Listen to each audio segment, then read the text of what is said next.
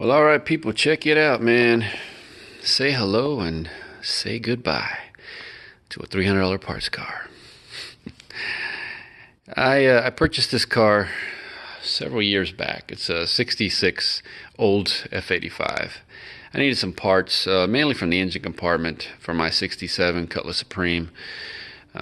Previous owners of that car, they started taking the car apart and, to restore it, and so parts were missing, engine parts off the engine, stuff like that. So they're basically the same engines. It's a 330 in this one, a 330 in mine. This is a 2-barrel version. The one in the car and mine is a 4-barrel version. But you'll get nickel and dime to death, man, if you start buying piece by piece, part by part. So this thing came up on Facebook Marketplace. I think it was on there for a couple of months, I think, or something like that. And I think the guy ended up putting on there at the end, it was like 500 or best offer.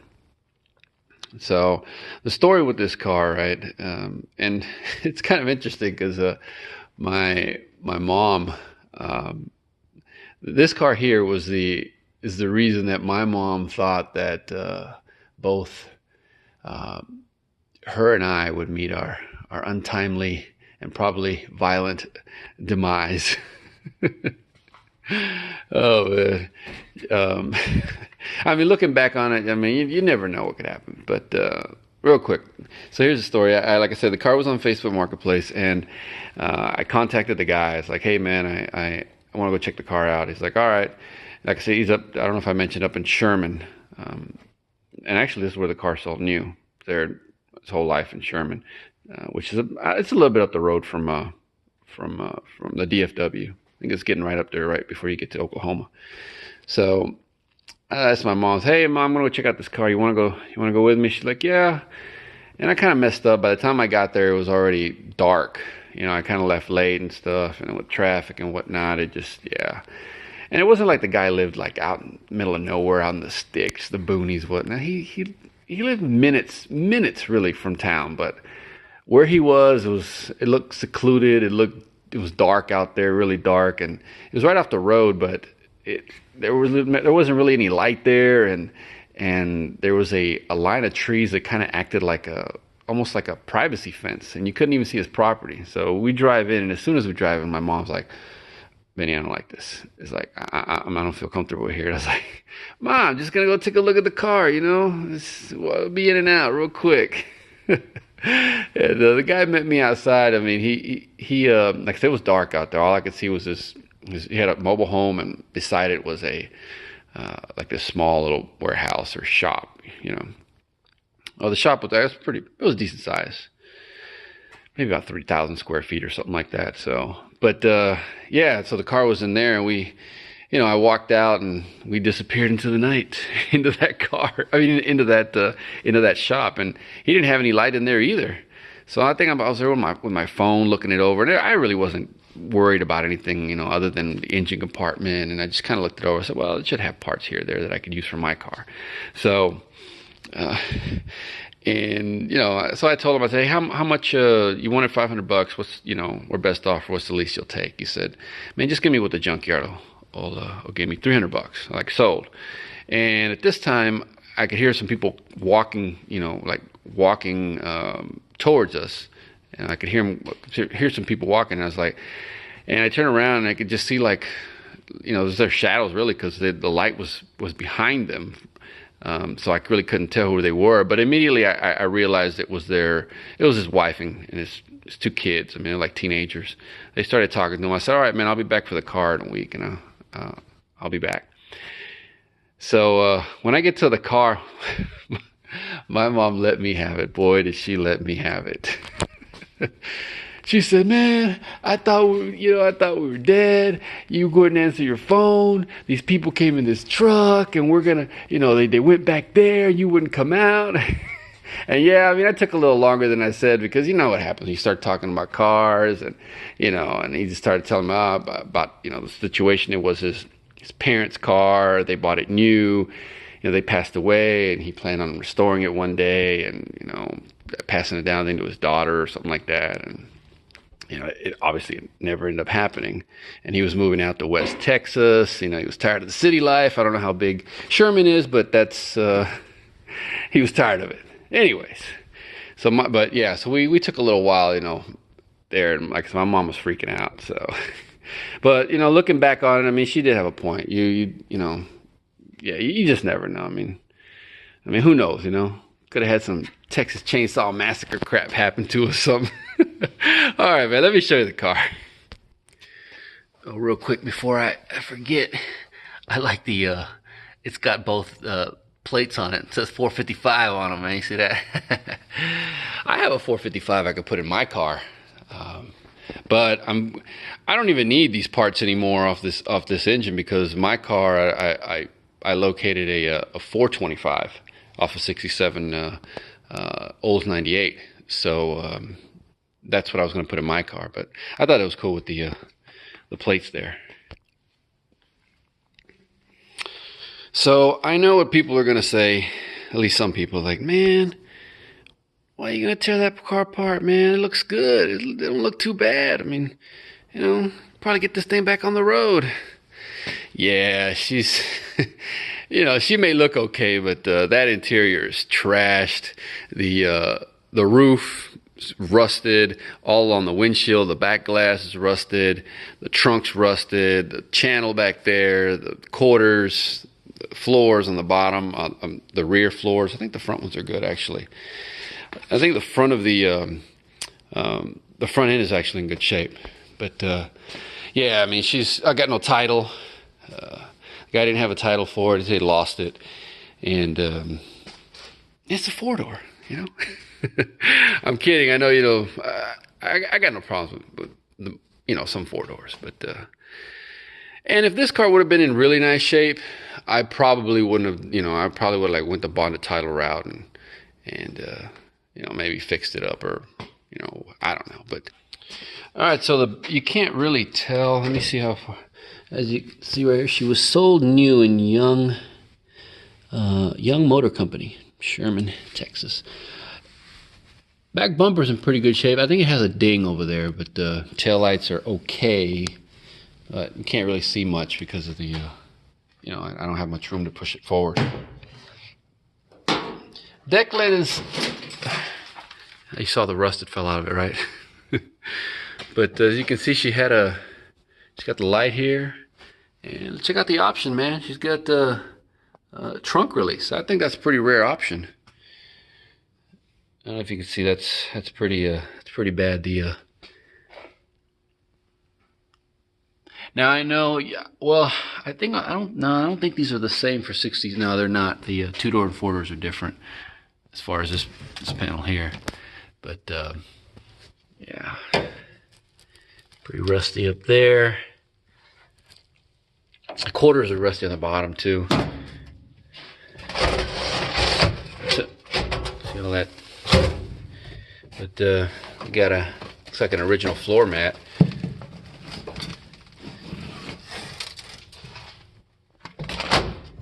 No, the Schwinn did not come was not in the trunk. I've had that Schwinn with my brother's probably since the 90s, mid-90s at least. So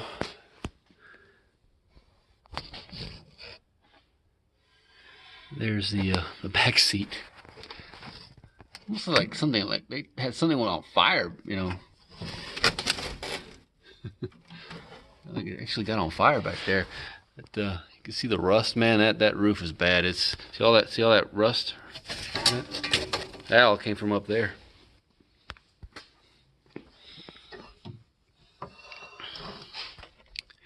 We're reading. What am I reading here? Let me open the door. Back doors don't open.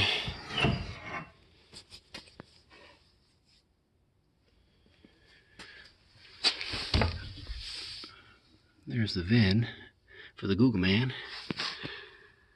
As you can see, she had another option there. Factory AC. I put that on her. I just thought maybe if it'll turn on. I mean, I think I got some of the lights to turn on, But yeah, I didn't get it to start. Really doesn't matter anyways for me. I think we're reading, what, 54,000 miles? Get your wipers. It's for the brakes, right? This light right there. That bulb, I think down here, there's the little lens for a little red lens. What I need off this car here is going to be that this bezel here. Mine is cracked, and somebody put a aftermarket radio, so they cut up the bezel. And well, this one says F85. Mine says Cutlass Supreme. But man, I mean, I think I saw somebody selling one of these for like $200 something at the swap meet. It's like, oh, the dash is cracked. Pad, anyways. Oh, and it's rusty. You probably can't tell, but it is rusty, man. It's got a lot of rust. A lot of that crap fell from down there.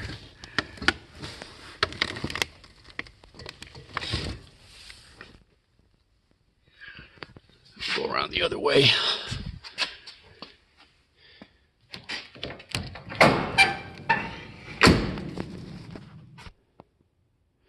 And I apologize about the light. I've got decent light in the shop, but it's obviously not great.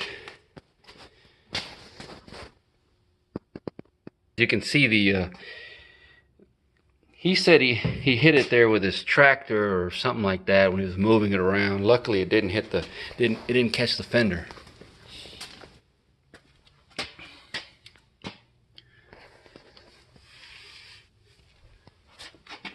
I don't know if you can.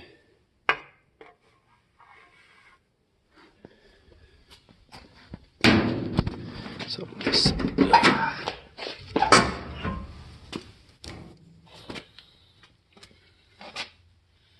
want to say this may have been an option too on these seat belts. I think. I'm not 100% sure. I know my '66 Buick Special, they don't have that. They just got the lap belts just on the inside there. They don't have these deals here. So this was in the glove box. The protection plan with the protecto plates. It's pretty cool, man.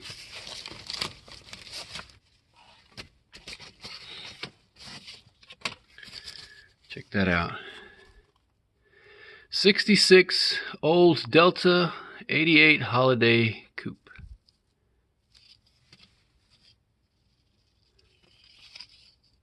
Look to Olds for the new. LH Young Motor Company, Sherman, Texas.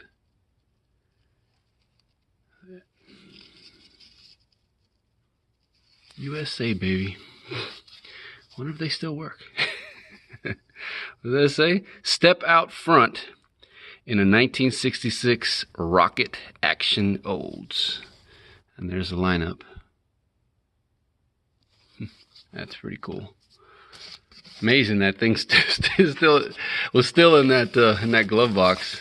And here's the owner's manual. 66 owner's operating manual. Cutlass 442, F85, and station wagon.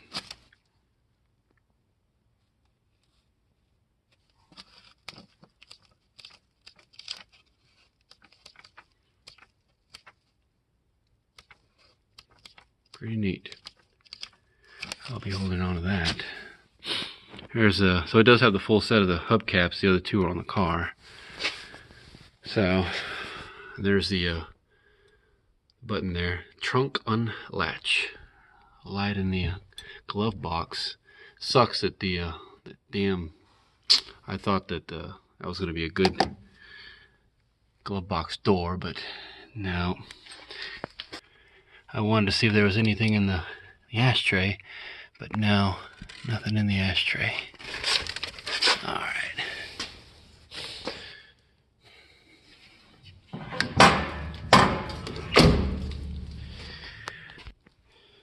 Take a quick look underneath.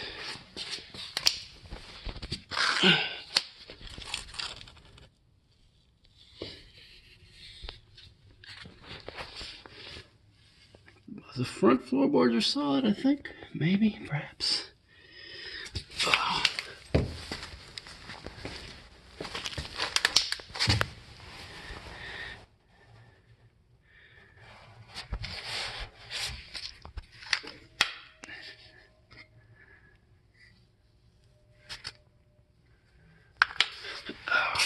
Let's look in the engine compartment and call her a wrap.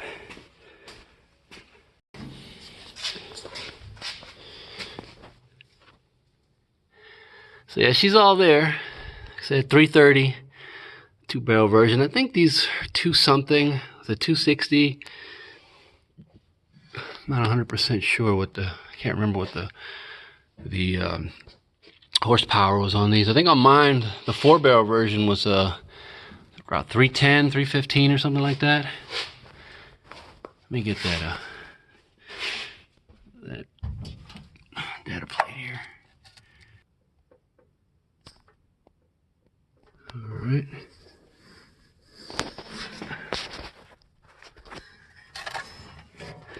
So this car was, as you can see, it was factory power steering, power brakes, had the V8, AC, trunk release. I mean, it wasn't a, bare bones car, nothing but bottom of the barrel kind of thing.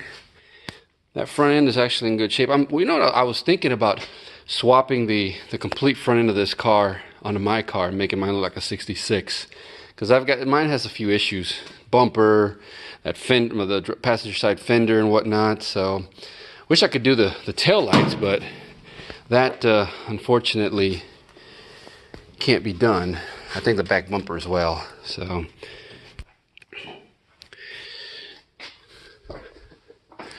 I know that's gonna piss off the purists, but there it is, man. 1966 Olds F85 Mordor parts car, $300 parts car.